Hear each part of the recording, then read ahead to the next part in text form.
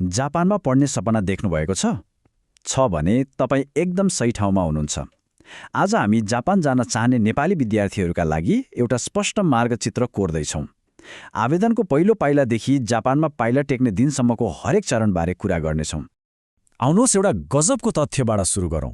सन् 2023-24मा मात्रै 34,000 भन्दा बढी नेपाली विद्यार्थीले जापान पढ्न जानका लागि नो अब्जेक्सन सर्टिफिकेट लिएका छन्। सोच्नुहोस् त, यो सङ्ख्याले नै देखाउँछ कि जापान नेपाली विद्यार्थीहरूका लागि कति ठूलो आकर्षणको केन्द्र बनेको छ। यो पुरै यात्रालाई सजिलो बनाउन हामी यसलाई 5वटा मुख्य भागमा हेर्नेछौँ। जापानको सपनालाई कसरी साकार पार्ने, सिओई आवेदनमा कसरी सफल हुने, भिसा अन्तर्वार्तामा के गर्ने, त्यहाँको दैनिकी र खर्च कस्तो हुन्छ, अनि अन्त्यमा त्यहाँको संस्कृतिसँग कसरी घुलमिल हुने भन्ने बारेमा हामी विस्तारमा कुरा गर्नेछौँ। ल, अब सुरु गरौँ पहिलो र सबैभन्दा महत्त्वपूर्ण चरणबाट, सिओई आवेदन। यो तपाईँको जापान यात्राको जग हो र यो जग जति बलियो भयो, यात्रा त्यति नै सहज हुन्छ।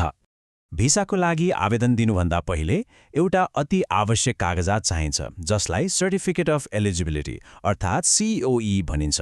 यो जापानी अध्यागमन ब्युरोले दिने एउटा प्रमाणपत्र हो, जसले के प्रमाणित गर्छ भने तपाईँ त्यहाँ लामो समय बस्नको लागि योग्य हुनुहुन्छ।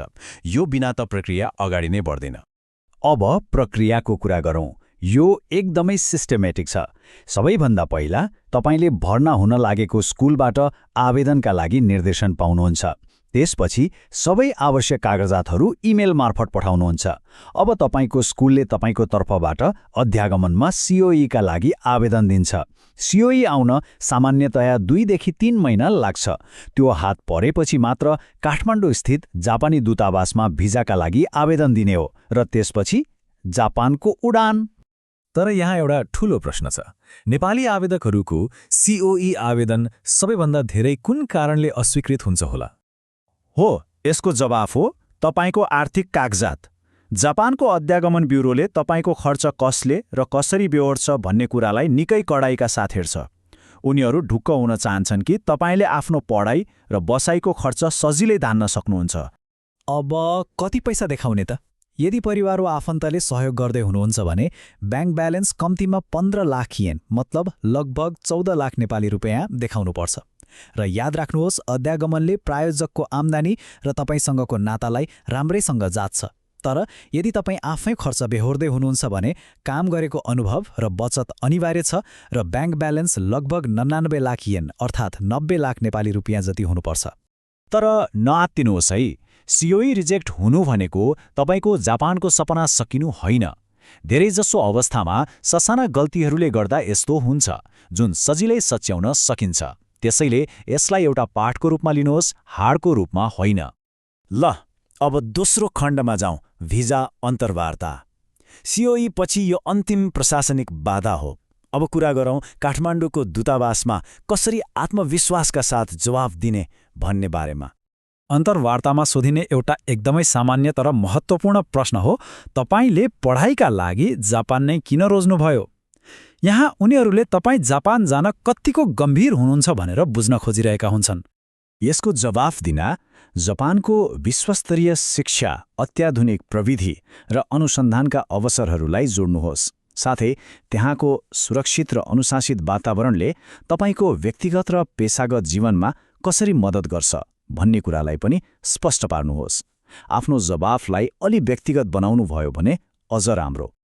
अर्को महत्त्वपूर्ण प्रश्न, जापानमा पढ्दा लाग्ने खर्चको व्यवस्थापन कसरी गर्नुहुन्छ? यो प्रश्न तपाईँको आर्थिक अवस्था कति बलियो छ भनेर जाँच्न सोधिन्छ। यसको जवाफ दिँदा एकदम स्पष्ट हुनुपर्छ। भन्नुहोस् कि तपाईँको खर्च कसले बेहोर्दैछ, जस्तै परिवारले, र तपाईँले ब्याङ्क स्टेटमेन्ट, कर चुक्ता प्रमाणपत्र जस्ता सबै आवश्यक आर्थिक कागजातहरू पेश गरिसकेको कुरा आत्मविश्वासका साथ बताउनुहोस्। तपाईँ आर्थिक रूपमा पूर्ण सुरक्षित हुनुहुन्छ भन्ने कुरामा दृढ देखिनुपर्छ। ल, अब तेस्रो खण्डमा लागौँ, जापानमा आगमन र दैनिक जीवन। अब कागजी प्रक्रियाबाट अलि बाहिर निस्केर जापानको वास्तविक जीवन र बजेटबारे कुरा गरौँ। बस्नका लागि मुख्यतया 2वटा विकल्प छन्, छात्रावास र अपार्टमेन्ट। छात्रावासमा बस्दा मासिक 25,000 देखि 50,000 येनसम्म लाग्न सक्छ, जहाँ साथीभाइ बनाउन र घुलमिल हुन सजिलो हुन्छ। अर्कोतर्फ टोकियो जस्ता सहरमा निजी अपार्टमेन्टको भाडा 50,000 देखि 1 लाख येनसम्म पर्न सक्छ अनि बिजुली पानीको लागि थप 10 देखि 20,000 येन लाग्छ। खर्च जुटाउन विद्यार्थीहरूले हप्तामा 28 घण्टासम्म पार्ट टाइम काम गर्न पाउँछन्। कन्भिनियन्स स्टोरहरूमा प्रति घण्टा 1,000 देखि 1,500 येनसम्म कमाउन सकिन्छ भने ट्युसन पढाउँदा यो रकम 1,500 देखि 3,000 येनसम्म पनि पुग्न सक्छ। यसले आफ्नो खर्च चलाउन निकै ठूलो सहयोग गर्छ। अनि यदि आफैले खाना पकाउने हो भने खाद्यान्नमा मासिक लगभग 30,000 देखि 40,000 येन खर्च हुन्छ। यो एउटा अनुमान हो जसले तपाईंलाई आफ्नो बजेट बनाउन मद्दत गर्न सक्छ। अब चौथो खण्ड, सांस्कृतिक नियमहरू। जापानमा शैक्षिक रूपमा मात्र होइन, सामाजिक रूपमा पनि सफल हुन त्यहाँको शिष्टाचार बुझ्नु एकदमै जरुरी छ। केही सामान्य गल्तीहरूबाट जोगिनु एकदमै महत्त्वपूर्ण छ। जस्तै जापानमा कहिले टिप नदिनुहोस्, यसलाई असभ्य मानिन्छ। चपस्टिकलाई भातमा सिधा नगाड्नुहोस्, यो अन्त्येष्टि संस्कारसँग जोडिन्छ। घरभित्र पस्नुअघि सधैँ जुत्ता खोल्नुहोस् र सार्वजनिक यातायातमा फोनमा ठूलो स्वरमा कुरा नगर्नुहोस्। एउटा कुरा याद राख्नुहोला, जापानमा सफलता भनेको डिग्री मात्र होइन, त्यहाँको संस्कृतिलाई सम्मान गर्नु र त्यसलाई आत्मसात गर्नु पनि हो। तपाईको शैक्षिक सपना र सांस्कृतिक घुलमिल सँगसँगै अगाडि बढ्नुपर्छ।